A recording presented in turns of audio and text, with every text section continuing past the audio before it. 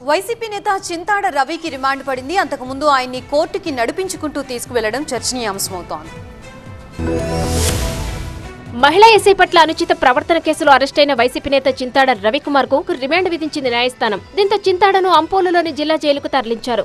అంతకుముందు చింతాడను కోర్టుకు నడిపించుకుంటూ తీసుకెళ్లారు పోలీసులు. అలా తీసుకెళ్లిన పోలీస్ టీంలో ఆ మహిళా ఎస్ఐ కూడా ఉన్నారు. వైసీపీ అధినేత జగన్ పర్యటన సందర్భంగా మహిళా ఎస్ఐపై అనుచితంగా ప్రవర్తించిన ఘటనలో చింతాడ రవికుమార్ ఏవన్ నిందితుడిగా ఉన్నారు.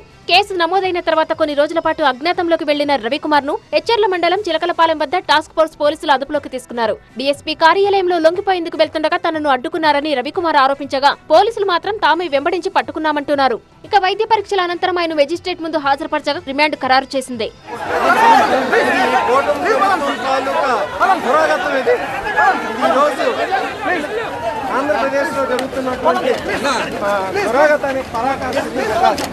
చింతాడను ఎక్కువ రోజులు జైల్లో ఉంచేందుకు ప్లాన్ చేస్తున్నారన్నారు ఆయన తరపు లాయర్. ఆయనపై హత్యాయత్నం, ఆర్గనైజ్డ్ క్రైమ్ వంటి పెద్ద శిక్షలు పెట్టారని తెలిపారు.